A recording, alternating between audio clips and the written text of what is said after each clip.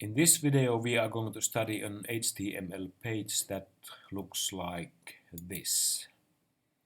So the name of the page is RandomExplosionsCanvas.html, and as its name says, it shows random explosions on the screen. And to get this page you first have to go to naturalprogramming.com, and through this web icon you enter this page, and here's a link to Canvas-based pages, and there is a list, and you can find this RandomExplosionsCanvas.html here. And to make it work locally on your computer you have to download this HTML file, and also you have to download one file that is here in the subfolder Sprite images. And the name of the file is this explosion frames and some numbers.png. And you have to put this file into a subfolder named Sprite images then. So you have to create this folder locally on your computer. So I have it already running here locally, and the page doesn't do anything else, it just shows these random explosions. And if I reload this page, you can see that it gradually creates these explosions there. I have the source code of this page already open here in an editor, so let's take a look at this. So there are the usual things at the beginning and some comments, and then there is this JavaScript part. There is a class named Sprite, and here begins the main program. But let's take a look at this end first. So at the end of the file there are the usual style definitions, so that the canvas area is centered on the page. And then there is this short HTML body where the canvas is specified, and then when this page is loaded, a function named run this application will be called. So this run this application function is then the game loop, and it always checks these things, that if because these explosions are such that they last for a certain time. So you can, when you take a look at this page, you can see that the explosions they start and they end. So in this loop we check that if the so that we remove those explosions that have already finished. So there is this array explosions to show, and that contains the explosions or the sprite objects, and with this we can check if an explosion has finished, and then if it has finished, so with this splice method we remove that explosion or the sprite from the array.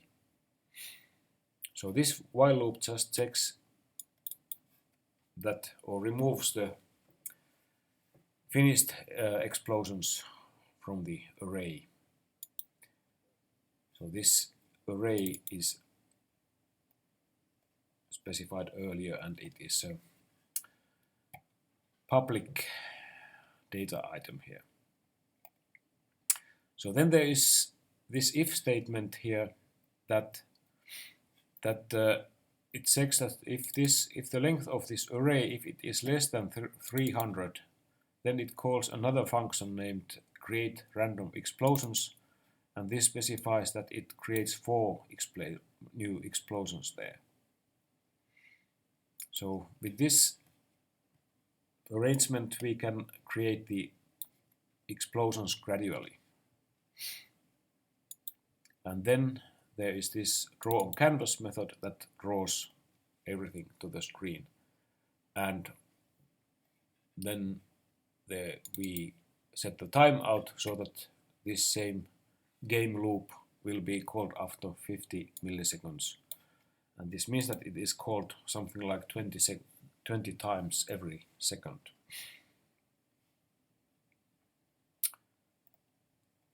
So this is the game loop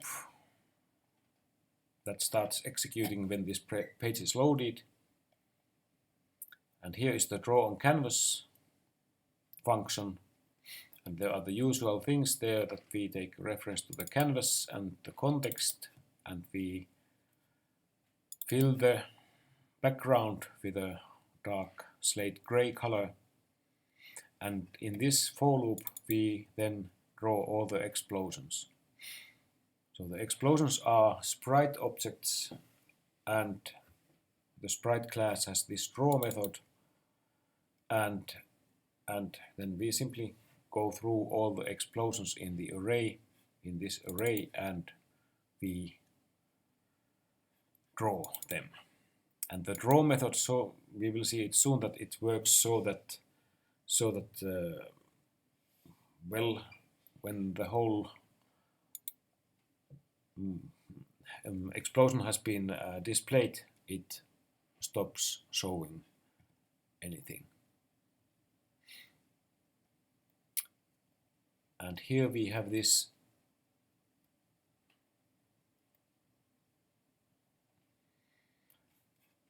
function create random explosions, and it gets a parameter number of explosions to create, and it puts the explosions to this array, and we always also need this explosion frames image.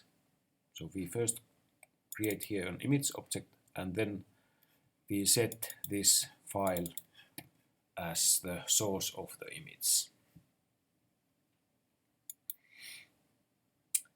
And here inside this for loop we create so many explosions as this parameter specifies, and for each explosion we generate a random position x and random position y, and then with this arrangement we can, because this is the width of the canvas and this is the height of the canvas, so this always returns a value between 0 and 1, so with this arrangement we can find random, or we can get random positions inside the canvas area. And each explosion is then a sprite object. And then we specify here that we use this image as the source for the sprite, and the sprite has 72 frames, and this is the position where the sprite should be on the screen. And we put this new explosion with this push method to the end of this array. So we used the parameter for this, though the value for this was 4 in the program, so it always then creates 4 new explosions.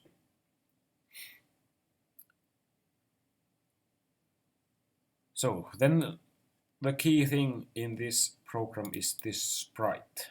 So let's take a look at this sprite class then.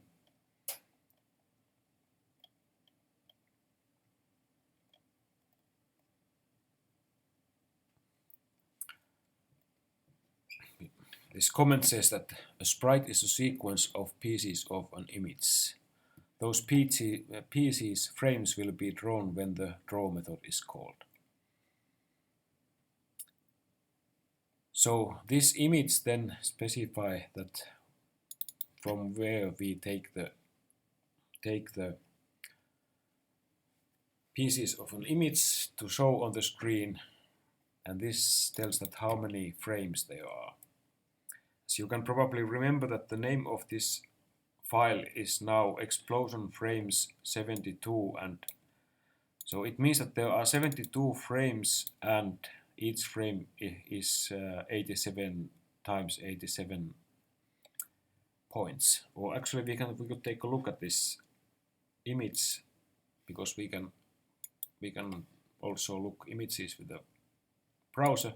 So the image looks like this. It looks like this. So there are small explosion images inside this single image, like this. And these images are then shown when an explosion is animated. So the image looks like this, and then pieces of this image are then displayed here. And I have actually made a drawing about this image. It looks like this. So there are altogether 72 frames. We can call them frames.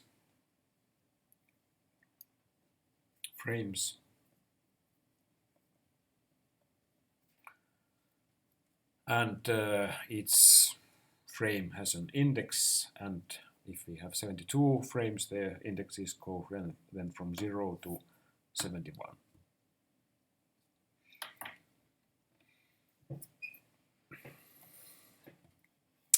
Okay, let's take a look at the source code further then.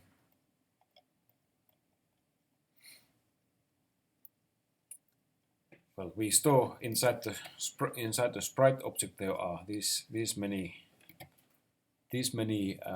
data fields. So there is the Sprite image and number of frames, the center point of the Sprite, and the current frame index is 0 at the beginning.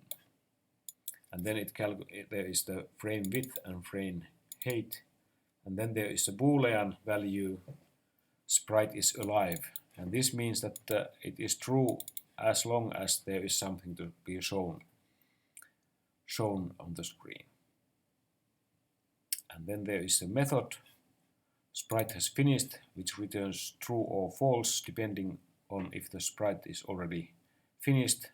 So if it is false, then it returns true. And then there is the drawing method. So this is the method that is called when we want to draw a Sprite. And well, if the Sprite is alive, if it is not alive, we won't draw anything. But then if the Sprite is alive, then we use this draw image method, and we refer to the Sprite image, and then there is this current frame index data field that specifies how we draw. So let's take a look at this further.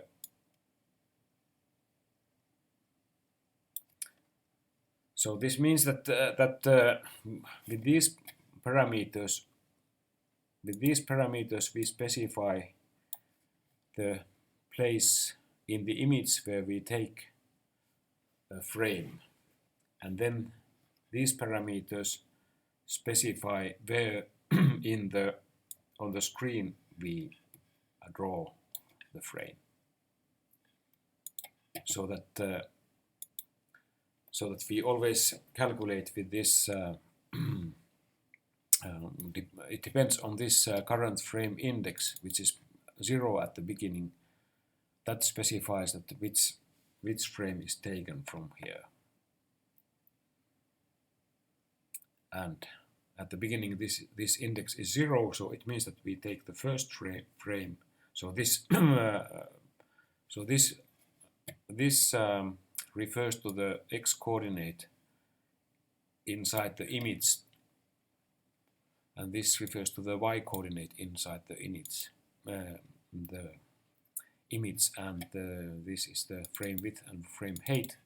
So it means that in the first time we take this frame, and the second time we take this frame, and so on. So the frame index is always incremented after the inner drawing operation. And when the index becomes bigger than number of frames, it means that all frames have been shown, and then the sprite is no longer alive.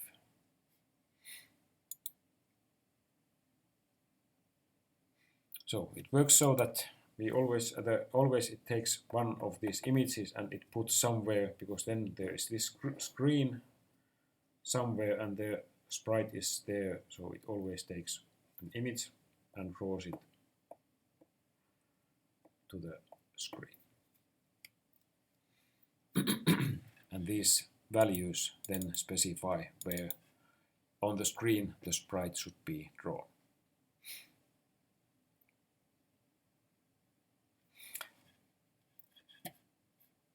So it is, as I said, that this is so this method is executed something like 20 times each second. So it means that when there are 72 frames, it means that the sprite lasts something like something between 3 or something like 3.5 seconds.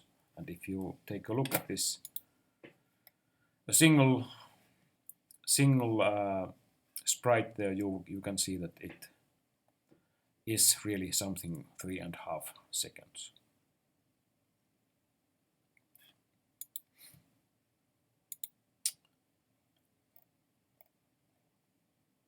So let's take one more look at this game loop, or this function named run this application. So here we generate the explosions, 4 explosions at a time.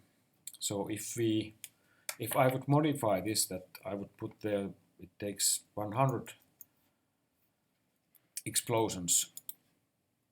So if I then, because that would mean that, because there is this limit for these explosions, is that there can be no more than 300 explosions at the time. So if I generate so many explosions at the beginning, let's see what happens. I will save it and I reload the page. So you can see that all these explosions, they are generated immediately, and they die or they finish in the same time. So this doesn't look very random for the user of the page, and so it is better to generate just very few explosions, like 4. And if we increase this, let's try, if we increase this number, let's put it 1000 there.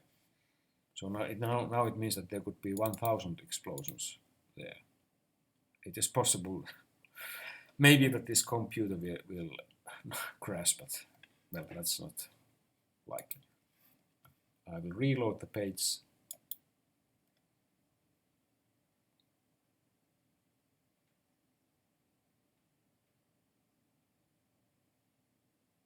Well, it's something, I think it doesn't generate so many of those explosions.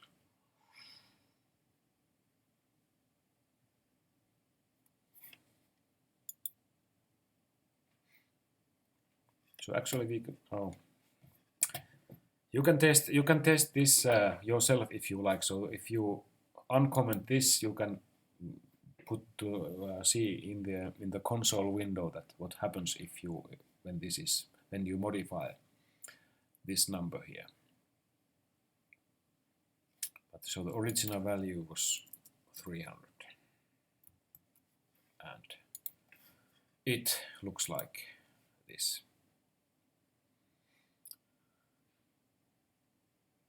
So I think this is enough about this program. So if you go to this list of Canvas related pages, there is also another explosions related page, and it is called Explosions Canvas. So this is almost similar, but here you have to do something to create the explosions. So when you move the mouse, for instance, you can create the explosions, or you can use the keyboard to create the random explosions. So this is just an alternative page for this. And if you want to see animations with pictures more, there is this one example here. There is this Cat Adventures canvas. In this example, a cat is walking on the screen, and then it stops, and then it walks again, and then it goes to the right, and after this it starts going to the left. So if you want to study animations like this, this is also one possibility.